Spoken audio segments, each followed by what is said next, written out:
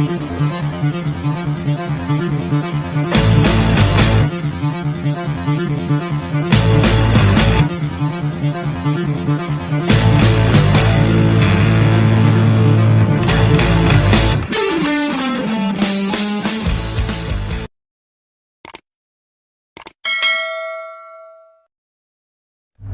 मित्रों, अपने चैनल में सभी श्रोताओं का स्वागत करता हूं। आज की प्रस्तुति में लेकर आया हूं धारावाहिक प्रस्तुति कहानी सम्राट मुंशी प्रेमचंद जी के उपन्यास वरदान की। इसकी अगली कड़ी, इसकी 7 कड़ी पहले ही प्रस्तुत हो चुकी हैं, यह 8वीं कड़ी है। तो आनंद लीजिए और प्रस्तुत कर रहा हूं मुंशी प्रेमचंद के उपन्यास वरदान की अगली कड़ी। डिप्टी श्यामाचरण का भवन आज सुंदरियों के जमघट से इंद्र का अखाड़ा बन गया। सेवती की 4 सहेलियां रुक्मिणी, सीता, रमदी और चंद्रकुमार 16 श्रृंगार किए इठला फिरती थी। डिप्टी साहब की बहन जानकी कुंवर भी अपनी 2 लड़कियों के साथ इटावा से आ गई थी। इन दोनों का नाम कमला और उमा देवी था। कमला का विवाह हो चुका था, उमा देवी अभी कुंवारी थी। दोनों सूर्य और चंद्र थीं। मंडप के तले डोमनिया और गवनिहारियों सोहर और सुहाग लाप रही थी। गुलबिया नायन और जमुनी कहायन दोनों चटकीली साड़ियां पहने, मांग सिंदूर से भरवाए, गिलट के कपड़े पहने छमछम गिलट के कड़े पहने छमछम करती फिरती थी। गुलबिया चपला नवयौवन थी। जमुना की अवस्था ढल चुकी थी। सेवती का क्या पूछना, आज उसकी अनोखी छटा थी। रसीली आंखें आमोदाधिक्य से मतवाली हो रही थीं।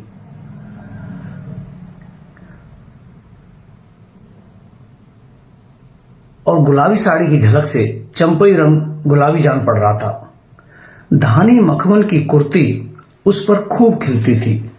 अभी स्नान करके आई थी, इसलिए नागिन सी लट कंधों पर लहरा रही थी। छेड़छाड़ और चुहल से इतना अवकाश न मिलता था कि बाल गुथवा ले। महाराजन की बेटी माधुरी छींट का लहंगा पहने, आंखों में काजल लगाए, भीतर बाहर एक किए हुए थी। रुक्मिणी ने सेवती से कहा, सित्तो तुम्हारी भावज कहाँ है, दिखाई नहीं देती, क्या हम लोगों से भी पर्दा है? रामदेवी मुस्कुराकर बोली, पर्दा क्यों नहीं है, हमारी नजर न लग जाएगी? सेवती, कमरे में पड़ी सो रही होंगी, देखो अभी खींचे लाती हूं। यह कहकर वह चंद्रा के कमरे में पहुंची। वह एक साधारण साड़ी पहने चारपाई पर पड़ी द्वार की ओर टकटकी लगाए हुए थी। इसे देखते ही उठ बैठी। सेवती ने कहा, यहां क्या पड़ी हो, अकेले तुम्हारा जी नहीं घबराता? चंद्रा, कौन जाए, अभी कपड़े नहीं बदले। सेवती, तो बदलती क्यों नहीं, सखियां तुम्हारी बाट देख रही हैं। चंद्रा, अभी मैं न बदलूंगी। सेवती, यही हटी तुम्हारी अच्छी नहीं लगती, सब अपने मन में क्या कहती होंगी।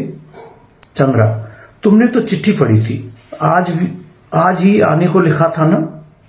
सेवती, अच्छा तो यह उनकी प्रतीक्षा हो रही है, यह कहिए तभी योग साधा है। चंद्रा, दोपहर तो हुई, स्यात अब न आएंगे। इतने में कमला और उमादेवी दोनों आ पहुंची। चंद्रा ने घूंघट निकाल लिया और फर्श पर आ बैठी। कमला उसकी बड़ी ननद होती थी। कमला, अरे अभी तो इन्होंने कपड़े भी नहीं बदले। सेवती, भैया की बाट जो रही है, इसलिए यह बेस रचा है। कमला, मूर्ख हैं, उन्हें गरज होगी, आप आएंगे। सेवती, इनकी बात निराली है। कमला, पुरुषों से प्रेम चाहे जितना ही करे, पर मुख से एक शब्द भी न निकाले, नहीं तो व्यर्थ सताने और जलाने लगते हैं। यदि तुम उनकी उपेक्षा करो, उनसे सीधे बात न करो, तो वे तुम्हारा सब प्रकार आदर करेंगे, तुम पर प्राण समर्पण करेंगे।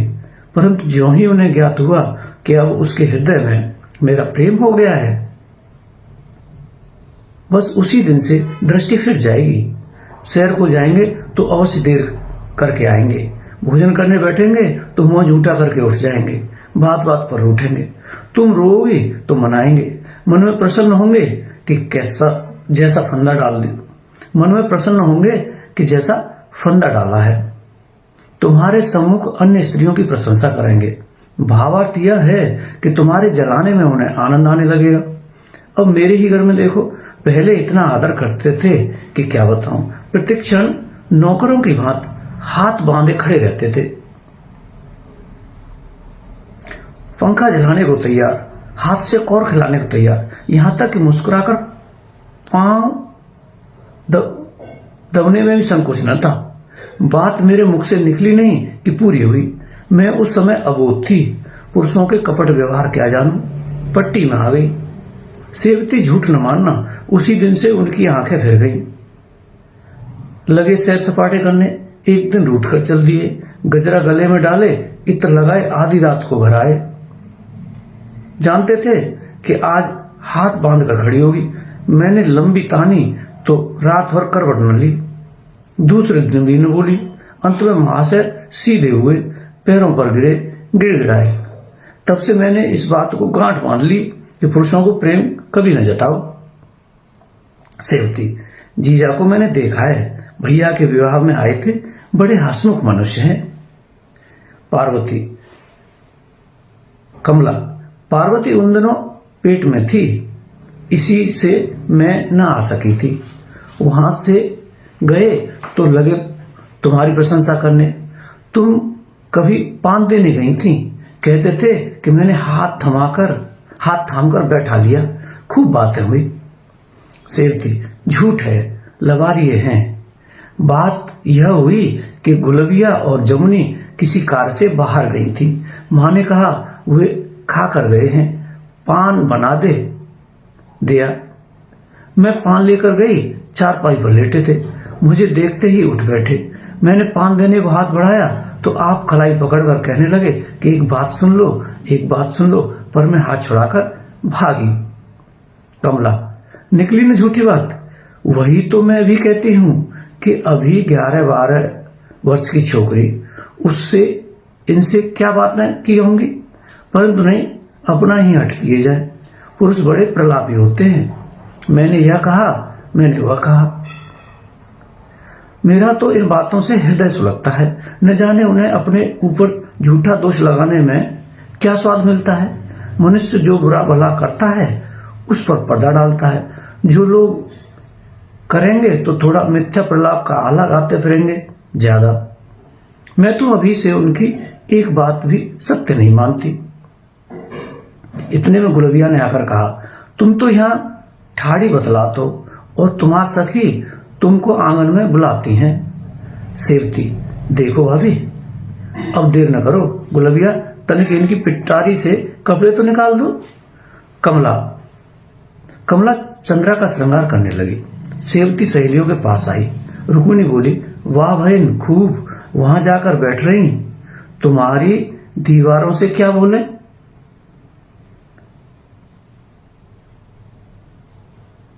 सेवती, कमला बहन चली गई, उनसे बातचीत होने लगी, दोनों आ रही हैं। रुक्मिणी, लड़कोरी है ना। सेवती, हाँ, 3 लड़के हैं। रामदेव, मगर काठी बहुत अच्छी है। चंद्रकुमार, मुझे उनकी नाक बहुत सुंदर लगती है, जी चाहता है छीन लूं। सीता, दोनों बहनें एक से एक बढ़कर हैं। सेवती, सीता को ईश्वर ने वर अच्छा दिया है, इसने सोने की गौर पूजी थी।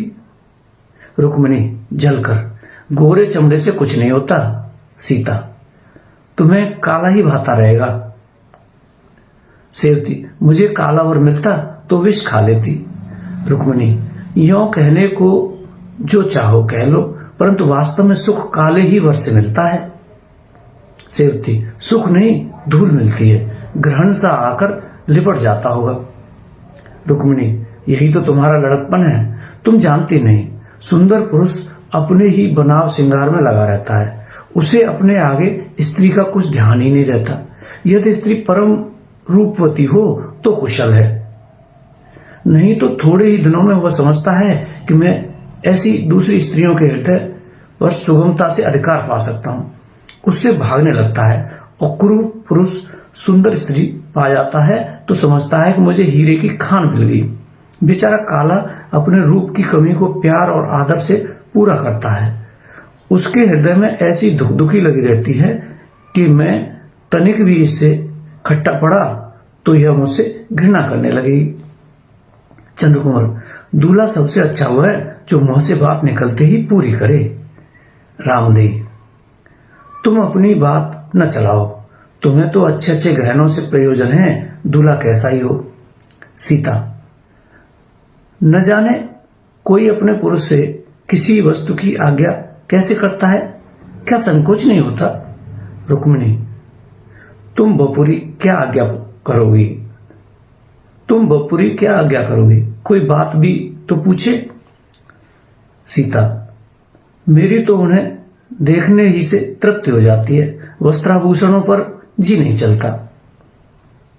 इतने में एक और सुंदरी आ पहुंची, गहने से गोंदनी की भांति लदी हुई, बढ़िया जूती पहने सुगंध में बसी, आंखों से चपलता बरस रही थी। रामदेव, आओ रानी आओ, तुम्हारी ही कमी थी। रानी, क्या करूं, निगोड़ी नायन से किसी प्रकार पीछा नहीं छूटता था। कुसुम की मां आई तब जाके जूड़ा बांधा। सीता, तुम्हारी जैकेट पर बलेहारी है। रानी, इसकी कथा मत पूछो, कपड़ा दिए एक मास हुआ, 10-12 बार दर्जी सी कर लाया, पर कभी आस्तीन ढीली कर दी, कभी सियन बिगाड़ दी, कभी चुनाव बिगाड़ दिया, अभी चलते चलते दे गया है। यही बातें हो रही थी कि माधवी चिल्लाती हुई आई, भैया आए, भैया आए, उनके संग जीजा भी आए हैं, ओहो ओहो। रानी, राधाचरण आए क्या? सेवती, हाँ, चलूं तनिक भाभी को संदेश दे आऊं। क्यों री, कहाँ बैठे हैं? माधवी, उसी बड़े कमरे में, जीजा पगड़ी बांधे हैं, भैया कोट पहने हैं, मुझे जीजा ने रुपया दिया। यह कहकर उसने मुट्ठी खोलकर दिखाई। रानी, सित्तो, अब मुंह मीठा कराओ। सेवती, क्या मैंने कोई मनौती की थी? यह कहती हुई सेवती चंद्रा के कमरे में जाकर बोली, लो भाभी, तुम्हारा सगुन ठीक हुआ। चंद्रा, क्या आ गए? तनिक जाकर भीतर बुला लाओ। सेवती, हाँ, मर्दाने में चली जाऊं, तुम्हारे बहनोई जी भी तो पधारे हैं। चंद्रा, बाहर बैठे क्या कर रहे हैं? किसी को भेजकर बुला लेती, नहीं तो दूसरों से बातें करने लगेंगे। अचानक खड़ाओं का शब्द सुनाई दिया और राधाचरण आते दिखाई दिए। आयु 24-25 वर्ष से अधिक न थी, बड़े ही हंसमुख और वर्ण, अंग्रेजी काट के बाल, फ्रेंच काट की दाढ़ी, खड़ी मूंछें, बवंडर की लपटें आ रही थी। एक पतला रेशमी कुर्ता पहने हुए थे। आकर पलंग पर बैठ गए और सेवती से बोले, क्या सित्तो, एक सप्ताह से चिट्ठी नहीं भेजी? सेवती, मैंने सोचा अब तो आ ही रहे हो, क्यों चिट्ठी भेजूं? यह कहकर वहां से हट गई। चंद्रा ने घूंघट उठाकर कहा, वहां जाकर भूल जाते हो। राधाचरण हृदय से लगाकर, तभी तो सैकड़ों कोस से चला आ रहा हूं। मित्रों, आप सुन रहे हैं धारावाहिक प्रस्तुति मुंशी प्रेमचंद के उपन्यास वरदान की। यह आपने 8वीं कड़ी सुनी। आगे भी हमसे जुड़े रहने के लिए हमारे चैनल को अवश्य सब्सक्राइब करना। धन्यवाद।